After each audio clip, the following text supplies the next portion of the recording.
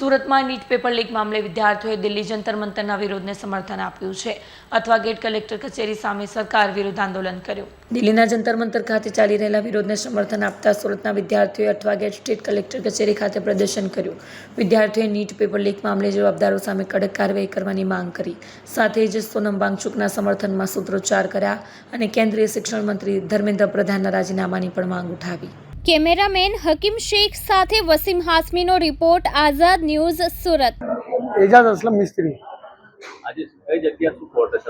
આજે સુરત શહેર સુરતમાં કલેક્ટર કચેરીમાં એક આવેદનપત્ર અમે આપવા આવેલા।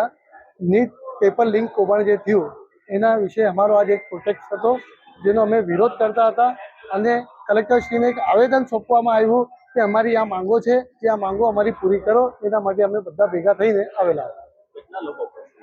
આજે ઓછામાં ઓછા 400 થી 500 જણા હતા ને આવેદન આપીને બાય ચાન્સ અમારી માંગો પૂરી નથી થતી તો રોજે રોજ અમે ડેલી એક આવેદનપત્ર આપીને જ્યાર સુધી અમારી માંગો પૂરી નહીં થાય ત્યાર સુધી અમે ડેલી એક આવેદનપત્ર સ્ટુડન્ટ અને સમાજના લોકોની બધાની સાથે આવીને કલેક્ટરને રોજ એક આવેદન આપવામાં આવશે।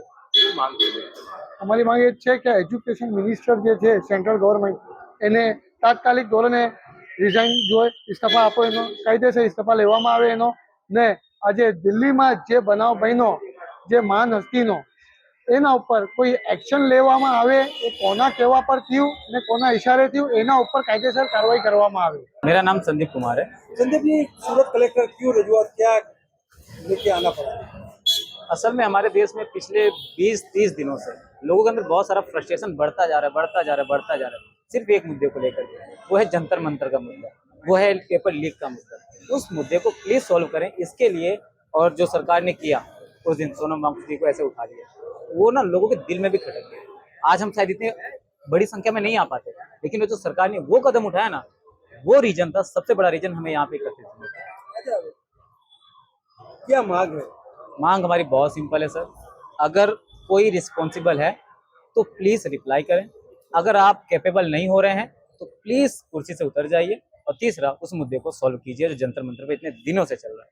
अच्छा, लोकशाही में मत के हिसाब से नेता चुना जाता है। अब लोकशाही में लोगों की आवाज ऐसा है कि यार आदमी यहाँ कुर्सी छोड़ दे, फिर भी कुछ सुन के नहीं सकता, क्योंकि हमारे संविधान में सिर्फ एंट्री का है ऑप्शन है, एग्जिट का ऑप्शन नहीं दिया ना।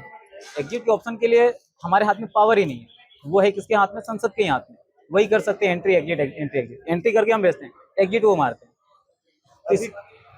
यूथ को क्या बोलना चाहोगे?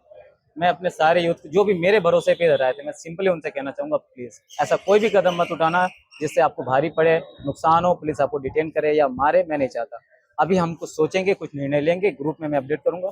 प्लीज ग्रुप में अपडेट रहें, मैं आपको पर्सनली मैसेज भी करूंगा अगर आप मुझे करेंगे तो। अच्छा, गांव में जो यूथ है उनको क्या बोलोगे? गांव के जो यूथ हैं वो डायरेक्टली मुझे लग रहा है जंतर मंतर पहुंच जा रहे हैं।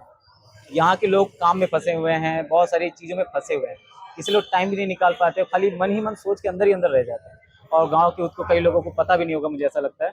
तो प्लीज़ इस न्यूज़ को, इस मुद्दे को समझें, इसकी गहराई को समझें और आगे आएं। ये सिर्फ पेपर लीक का मुद्दा नहीं है, ये अब इंसानियत का मुद्दा बन चुका है असल में। अभी आगे क्या क्या कार्यक्रम रहेगा?